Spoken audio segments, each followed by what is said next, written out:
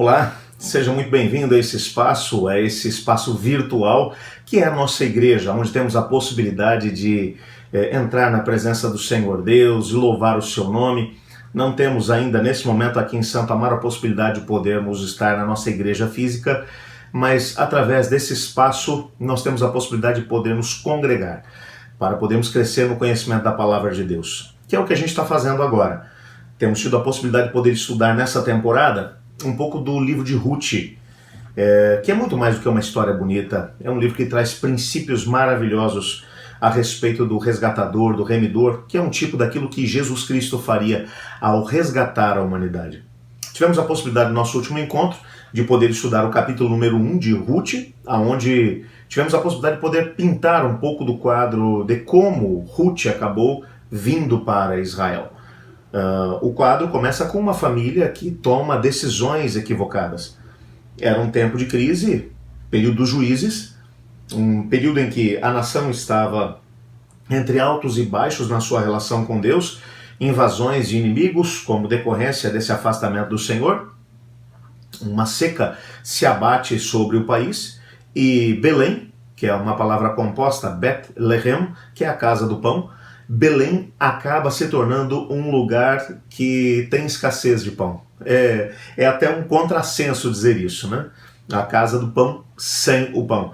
Elimeleque, que é o chefe dessa família, toma a decisão de tomar a sua esposa, Noemi, os dois filhos, Malom e Quilion, e acaba migrando para fora de Israel, vai para Moabe. É estranha realmente a escolha de Elimeleque de seguir para Moabe, um país a cerca de 80 quilômetros de Israel, mas um país que tinha uma história muito complicada com o próprio Israel.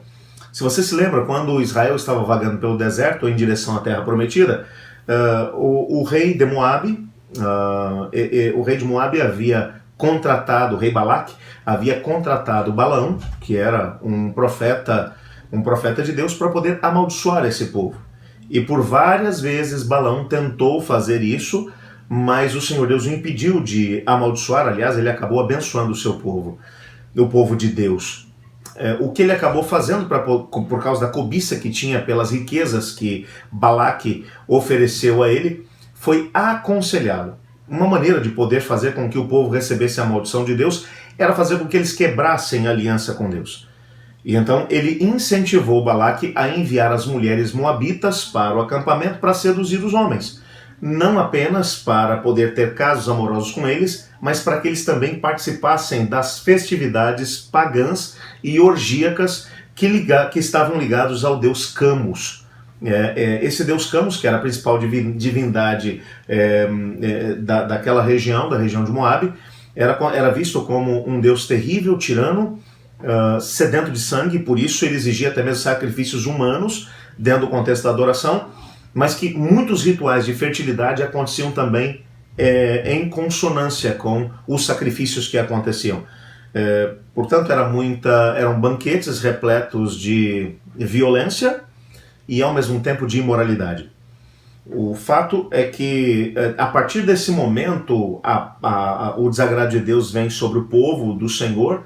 Muitas pessoas morreram em decorrência de uma praga, e um momento em que as mulheres começam a ser banidas, as mulheres moabitas começam a ser banidas do acampamento, até que finalmente Finéias, filho de Eleazar, filho de Arão, aliás, acaba matando uma mulher que estava junto com um dos líderes do povo, e então a praga cessou. A partir desse momento, Deus proíbe que o povo de Israel se casasse com mulheres moabitas. Elas acabaram se tornando uma espécie de fruto proibido para o povo de Israel. Deus mencionou que eles não deveriam se misturar com esse povo.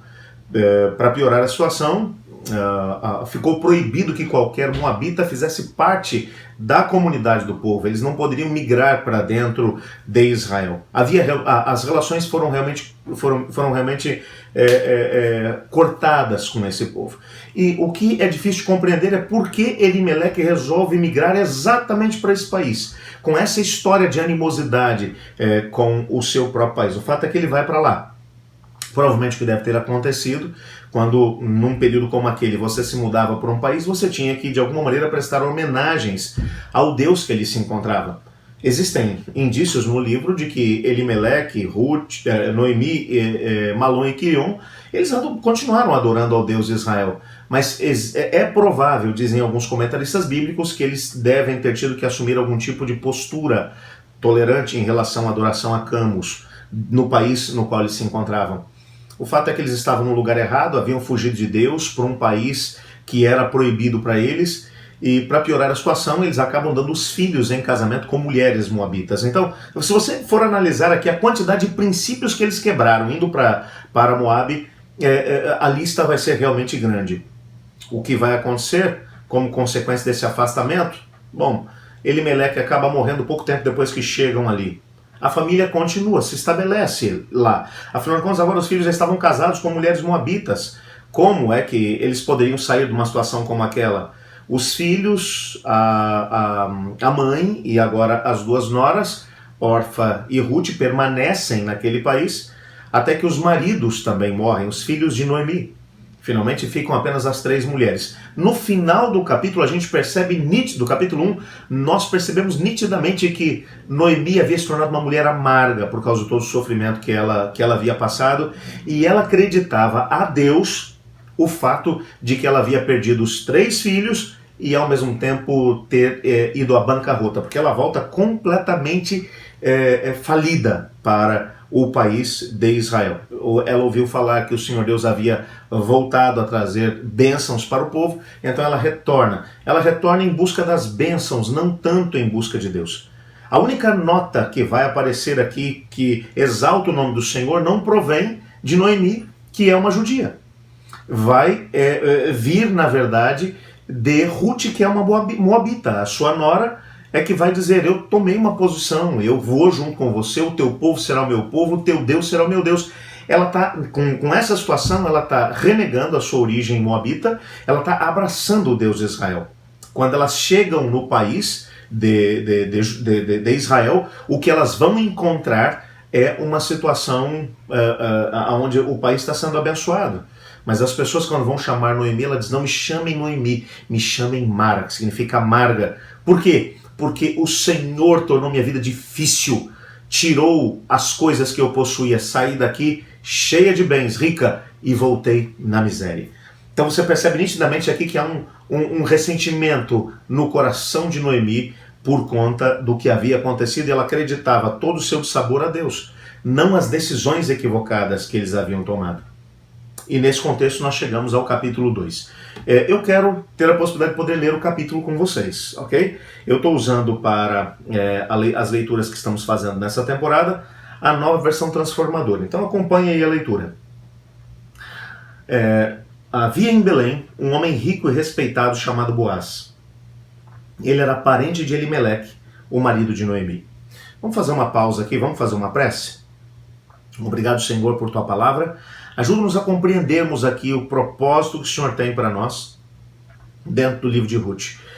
Ajuda-nos a podermos colocar esses princípios em prática na nossa vida, pois em nome de Jesus que oramos. Amém. O capítulo 2 começa aqui, portanto, com uma nota interessante. Começa introduzindo Boaz. É a primeira vez que ele vai aparecer no contexto do livro, e o texto vai dizer que ele era parente de Elimeleque, que era o marido falecido da Noemi. O Talmud babilônico vai nos mostrar que é um livro muito antigo, do período em que os judeus estavam no cativeiro da Babilônia. Vai mencionar que Boaz era sobrinho de Elimeleque, portanto era realmente um parente próximo de Elimeleque. O texto aqui está começando a mostrar essa situação, por quê?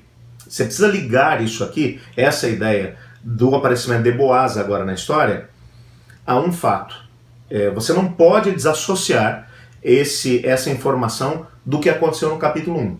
Ruth vai dizer para Noemi: o teu povo será meu povo, o teu Deus será o meu Deus. Apesar de Noemi ainda estar com o coração dela amargurado por todas as perdas que sofreu, Deus está trabalhando por cima da história. Às vezes nós achamos que fomos abandonados por Deus, que Deus não se importa, mas uma coisa é fato, Deus nunca abandona os seus filhos. Aliás, na própria Bíblia, no livro de Isaías, nós vamos descobrir ele mencionando: pode por acaso uma mãe esquecer-se do seu filho que ainda amamenta? Se isso fosse possível, eu todavia não me esqueceria de vocês. Ele está colocando aqui a possibilidade de até uma mãe que ainda amamenta o seu filho se esquecer dela, mas Deus não se esquece dos seus filhos. E Deus tem planos para cada um dos seus filhos. Deus, antes mesmo do nosso nascimento, Jeremias 1,5 vai mencionar, o Senhor Deus estabeleceu um propósito para cada pessoa. É claro que esse propósito vai acontecer de acordo com as nossas escolhas. Eu posso tranquilamente, baseado nisso, mencionar a você que não fazia parte do plano de Deus que a família de Elimeleque, de Noemi, de Malom e Quilion passasse pelas experiências que eles passaram. Não havia necessidade que eles passassem pelo que passaram indo para Moabe. Não fazia parte do plano de Deus que eles fossem para lá. Eles tomaram decisões que os levaram a isso. Mas vamos nos lembrar que Deus, ele trabalha acima do tempo e da história. Deus é tão amoroso que no seu grande amor, ele vai adaptando os caminhos para poder fazer com que o seu grande plano possa, de alguma maneira, acontecer. É claro que ele tem planos para todas as pessoas. De alguma maneira ele faria com que o seu plano pudesse ser uma realidade na vida daqueles que ele escolheu. Mas as nossas escolhas vão, de uma maneira ou de outra, interferir no grande plano de Deus para a nossa vida. E agora o que vamos descobrir é que Ruth, que entra no meio dessa história toda, ela tem um conhecimento a respeito de Deus e ela tem que tomar uma decisão. Ela pode ficar no seu país, ela pode voltar para poder ser leal apenas a Camus, deus dos Moabitas, mas ela toma a decisão: não, eu não vou seguir essa história, eu vi um caminho que é melhor. E ela decide se esconder, como o próprio Boaz vai mencionar mais à frente, embaixo das asas do Todo-Poderoso. Ela abraçou o Deus de Israel. Então, nesse contexto agora, Deus começa a colocar o seu plano em marcha para a vida de Ruth. Então, o capítulo 2, ele não pode ser compreendido se não for à luz da decisão que Ruth tomou lá atrás. Noemi ainda está com o seu coração machucado, ferido, mas o Senhor Deus ainda está trabalhando. E veja, o versículo 2, o que vai dizer: certo dia Ruth, a Moabita, disse a Noemi: deixe-me ir ao campo, ver se alguém, em sua bondade, me permite recolher as espigas de cereal que sobraram. Noemi respondeu: está bem, minha filha, pode ir. Ruth saiu para colher espigas após os ceifeiros. Faz uma pausa aqui. A gente precisa entender aqui uma coisa. Olha o que o texto está dizendo. Ruth agora está junto com a sua sogra. Elas são extremamente pobres. Com certeza, elas precisavam agora encontrar um meio de subsistência. Elas não têm nenhuma fonte de renda. Não havia INSS para poder pagar, para poder dar uma pensão para elas. Não havia fundo emergencial. Não havia aposentadoria. As duas aqui estavam literalmente dependendo da bondade dos outros. E então Ruth agora vai tomar uma iniciativa e vai dizer: olha, eu vou respigar no campo de alguém que me permitir. Havia uma lei em Israel que protegia os órfãos, as viúvas e os pobres. Era proibido que nos cantos das propriedades, por exemplo, aquilo que fosse plantado, que fosse colhido, tinha que ficar para os pobres. E quando as colheitas estavam sendo feitas, havia algumas leis que haviam sido estabelecidas. Por exemplo, os indivíduos estão cortando o trigo, a cevada.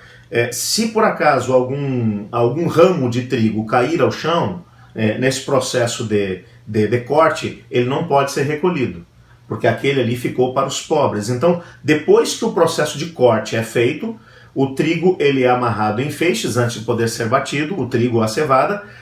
Os pobres, os órfãos, viúvas, estrangeiros, os pobres, poderiam respigar o campo, ou seja, eles poderiam passar para ver que ramos caíram, o que havia sobrado, o que não tinha sido cortado nos cantos da propriedade, ficariam para poder sustentar esses pobres. O que ela está falando aqui é o seguinte: eu vou tentar ver se encontro alguém que me permita respigar em algum campo. E o que é interessante é a atitude de Noemi. Noemi simplesmente diz para ela: está bem, minha filha, pode ir. Essa resposta dela não parece ser uma resposta de uma israelita temente a Deus, porque uma israelita temente a Deus diria como resposta: está bem, minha filha, pode ir, que Deus esteja contigo. Ela nem sequer menciona o nome de Deus aqui em relação a Ruth. Por quê? Porque muito provavelmente ela ainda estava de mal com Deus. Ela continuava atribuindo a Deus todo o seu infortúnio.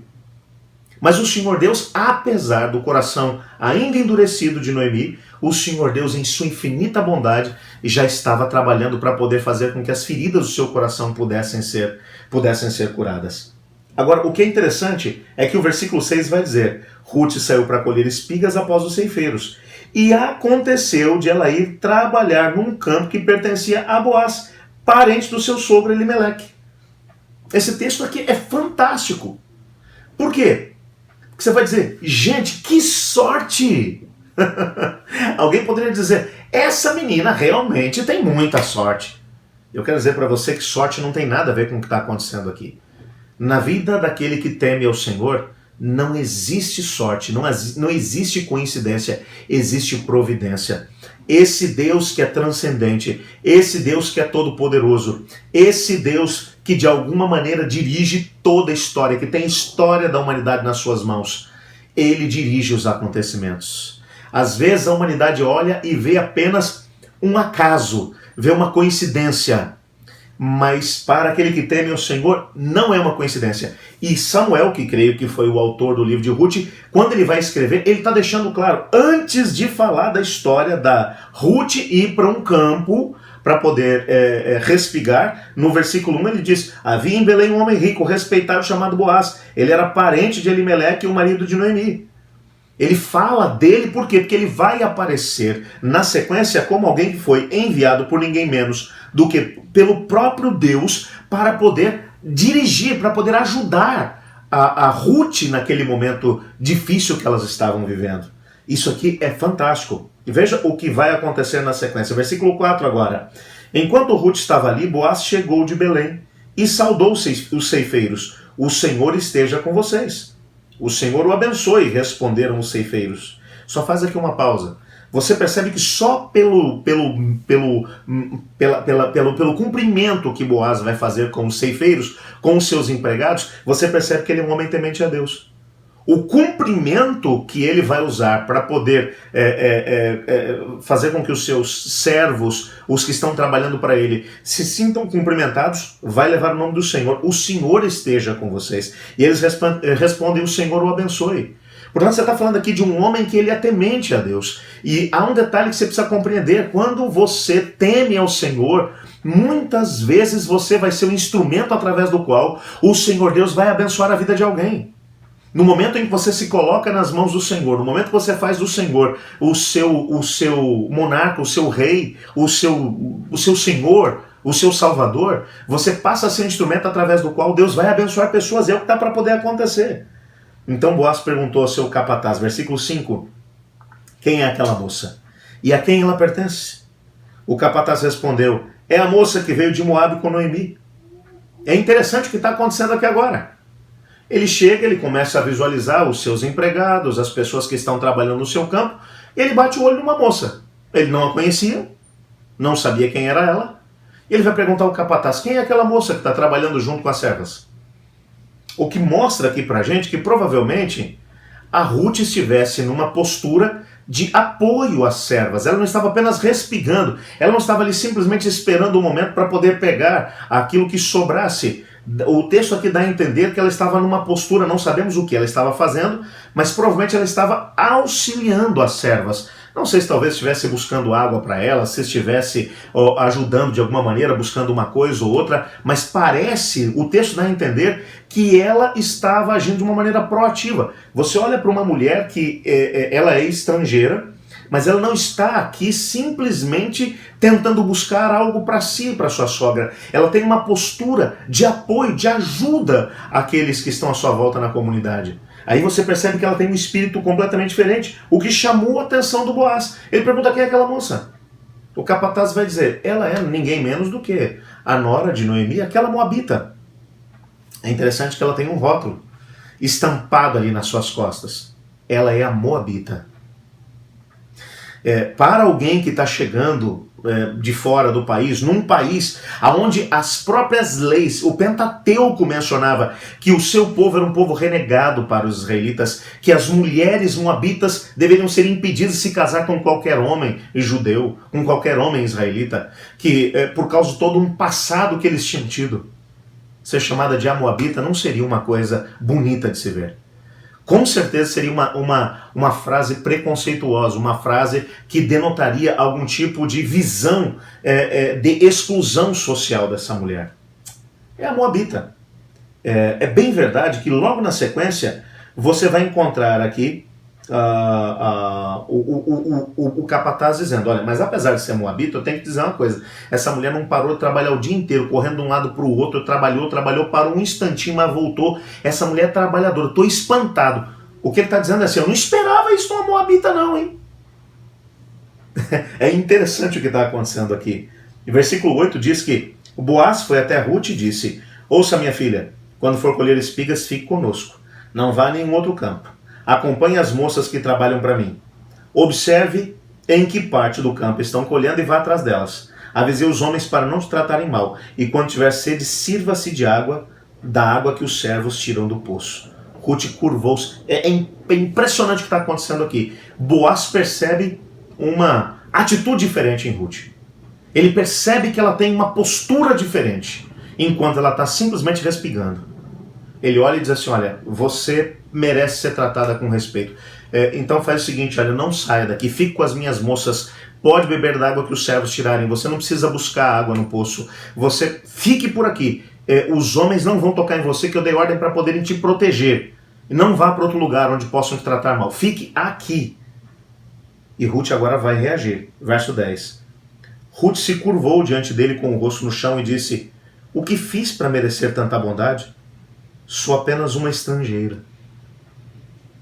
Ela podia dizer realmente, olha, e você é parente nosso. Aliás, ela não sabia disso ainda, né? Mas ela podia dizer, a gente está passando um perrengue danado por aqui. Não, ela vai dizer, eu não mereço tamanha deferência. Sou apenas uma estrangeira. E Boaz, no versículo 11, ele vai dizer, eu sei disso, mas eu também sei da decisão que você tomou. A história que você tomou de deixar para trás o seu país, de deixar para trás os seus deuses, de acompanhar sua sogra, e o cuidado que você tem tido com ela, isso acabou enchendo toda a vila, todo mundo ouviu falar disso. E é por causa da decisão que você tomou lá atrás, que nesse momento eu quero te apoiar aqui, eu quero te ajudar aqui. Aí o versículo 12 vai dizer que o Senhor, o Deus de Israel, sob cujas asas você veio se refugiar, a recompense ricamente pelo que você fez. Eu acho isso aqui fantástico. Boaz vai mostrar aqui agora que ela não apenas tinha decidido sair do seu país e vir para um país estrangeiro, ela tinha vindo para baixo das asas do Todo-Poderoso.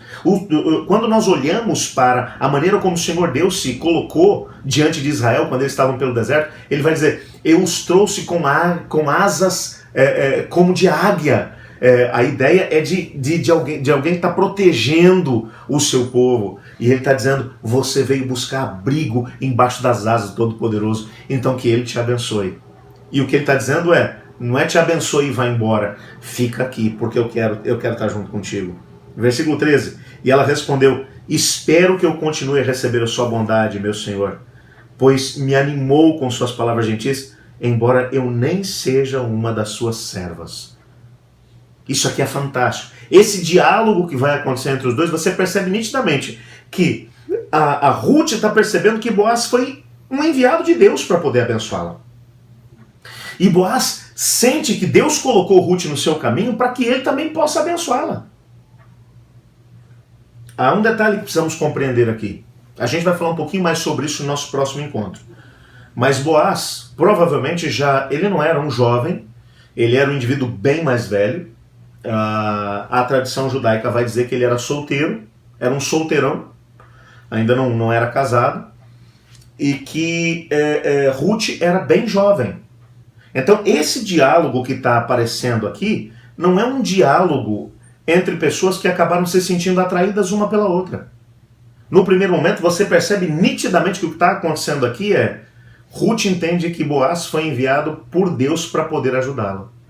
E Boaz entende que, diante da história de Ruth, ele precisava apoiá-la, porque ele tinha sido colocado no caminho dela para poder abençoá-la. É tanto que o versículo 14 vai mostrar exatamente isso, porque ele vai além. Na hora da refeição, Boaz lhe disse, venha cá e sirva-se de comida. Também pode molhar o seu pão no vinagre. Ruth sentou-se junto aos ceifeiros, e Boaz lhe deu grãos tostados. Ela comeu até ficar satisfeita, e ainda sobrou alimento. Quando Ruth voltou ao trabalho, Boaz ordenou aos seus servos: permitam que ela colhe espigas entre os feixes e não a incomodem. Tirem dos feixes algumas espigas cevadas e deixem-nas cair para que ela recolha. Não a atrapalhem. Assim Ruth colheu o cevado o dia todo e à tarde, quando debulhou o cereal, encheu quase um cesto cheio. A ideia aqui desse um cesto inteiro, no hebraico, é quase um efa, que são cerca de 20 litros de cevada, o que era realmente muita coisa. Carregou tudo para a cidade e mostrou à sua sogra. Também lhe deu do que havia sobrado da refeição. Isso aqui é uma coisa fantástica o que está acontecendo. É tão forte o que está acontecendo aqui, esse senso de que Deus está dirigindo, tanto no caso de Ruth. Ruth percebeu, isso é providência de Deus, Deus me trouxe para cá por providência. Ela ainda não sabe que o Boaz é o parente mais próximo do Elimeleque, seu sogro. Ela não sabe de nada disso. Boaz sabe.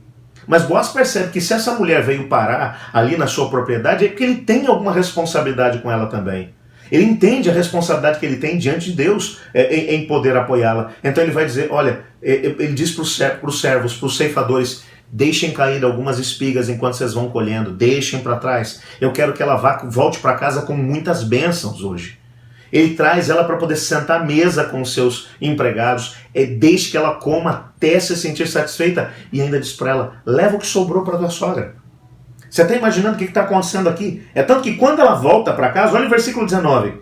A Noemi agora vai dizer: aonde você colheu todo esse cereal? Perguntou Noemi. Onde você trabalhou hoje? Que seja abençoado quem a ajudou. É a primeira vez que Noemi vai falar em bênção.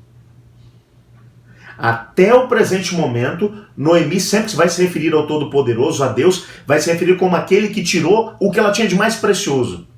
Mas agora, quando ela vê pela primeira vez uma bênção que está chegando na sua casa através da sua nora, era tanta cevada. E mais, tinha uma refeição. A Noemi se sentou e comeu, se fartou com a refeição que a Ruth trouxe. E ela vai perguntar: onde você foi? Com quem você trabalhou? Aí vem o versículo, ainda a segunda parte do versículo 19. Então Ruth contou à sua sogra com quem havia trabalhado. O homem com quem trabalhei hoje se chama Boaz. E aí ela vai dizer, aí sim, pela primeira vez ela vai dizer o nome do Senhor. Verso 20. O Senhor o abençoe, disse Noemi a sua nora.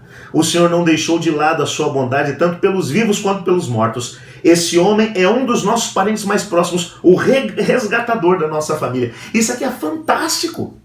Noemi agora, quando escuta o nome Boaz, se a informação do Talmud estiver correta, e Boaz realmente era sobrinho de Elimeleque, e era um homem rico dessa mesma cidade, era um dos possíveis resgatadores. Eu não vou falar sobre o resgatador hoje, porque nós vamos falar um pouco mais sobre isso amanhã, no nosso próximo encontro, ok?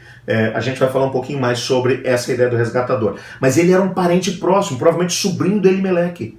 Quando a Noemi escuta isso, vê as bênçãos que a Ruth tinha trazido para casa, aí pela primeira vez ela vai dizer: o Senhor o abençoe, a Boaz. E o Senhor não deixou de lado sua bondade nem pelos vivos e nem pelos mortos.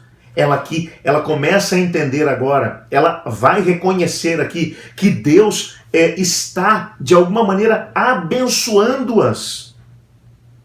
Apesar do que aconteceu com a sua família, apesar das escolhas que a sua família teve. Ela vai entender que a bênção aqui é para a família. A bênção é para eles. E ela vai exaltar o nome de Deus. Essa é a primeira vez que ela vai falar no nome de Deus numa perspectiva positiva. Esse é o momento em que Deus está curando o coração da Noemi. Esse é o momento no qual o seu coração está sendo curado. Versículo 21. Ruth a Moabita acrescentou: Boaz diz que devo trabalhar com seus ceifeiros até que termine a colheita. Muito bem, exclamou Noemi. Faça o que ele disse, minha filha. Fique com as servas dele até o final da colheita. Em outros campos poderiam maltratá-la. Agora, olha o versículo 23. Assim Ruth trabalhou com as servas nos campos de Boaz e recolheu espigas com elas até o final das colheitas da cevada e do trigo. Nesse tempo ficou morando com a sua sogra. O que esse texto está dizendo? Esse texto está dizendo que ela não apenas ficou na propriedade do Boaz durante o processo da colheita da cevada. Terminou a colheita da cevada, Boaz provavelmente a levou junto com a sua equipe de ceifadores, de segadores, para outra propriedade, para a colheita agora do trigo também. E ela permanece junto o tempo todo. Você percebe que nitidamente o Boaz está querendo abençoar essa família. E Noemi vai perceber aqui nitidamente que Deus está dirigindo esse quadro todo. Ah, meu querido amigo, quantas vezes a gente acaba se sentindo abandonado, perdido, parece que as portas estão fechadas à nossa volta e a gente acaba se esquecendo do Deus Todo-Poderoso. Você pode até se esquecer de Deus. Você pode até em algum momento ficar com o coração machucado, achando por que é que Deus não fez isso naquela situação, por que é que Deus não agiu naquela situação, por que é que Ele não impediu que aquilo acontecesse, por que é que Ele não fez com que aquilo acontecesse. E às vezes a gente fica com o coração ferido em relação a Deus, porque nós não entendemos as atitudes de Deus. Às vezes, aqueles momentos em que Deus fica em silêncio, e na perspectiva de Noemi, ela olhava para a história do seu esposo, dos seus 2 filhos. Com certeza, quando eles adoeceram ou quando estavam para poder morrer, Noemi deve ter orado e pedido a Deus para que o seu marido e os seus filhos não fossem tirados. Mas ainda assim ela os perdeu. No momento de perda, é natural que o coração fique magoado, que o coração fique ferido. No momento, talvez, quando, por causa agora dessa questão da própria pandemia, talvez os problemas financeiros que estão batendo na porta da sua casa, talvez você está tendo aí alguma pessoa muito próxima sua que está sofrendo com a doença. Talvez você tenha orado e pedido para que isso não aconteça. Esse mês é um mês muito difícil para mim e para minha família. Nesse mês está fazendo 1 ano que nós enterramos meu pai. 1 ano. Parece que foi ontem. Mas a gente continua sentindo saudade dele ainda hoje. Existe uma lacuna, um vazio na nossa vida. Se eu pedir para que Deus o poupasse, claro que pedi. Mas ainda assim o Senhor o levou. O mais difícil no momento em que nós sofremos perdas nós temos a possibilidade de permanecer crendo em Deus. Crer em Deus quando tudo vai bem, quando a saúde está tudo em ordem, quando todas as coisas são boas, é fácil. O difícil é você permanecer com a sua fé solidificada em Deus quando as situações são complicadas, são difíceis. Mas nunca se esqueça que o capítulo número 2 do livro de Ruth vai mostrar que Deus, em seu plano eterno, no tempo certo, Deus, o plano de Deus não sofre nem adiantamento e nem tardança. É no tempo certo, no tempo que Ele sabe que é o momento certo de poder agir. O Senhor entra em cena com o seu plano eterno.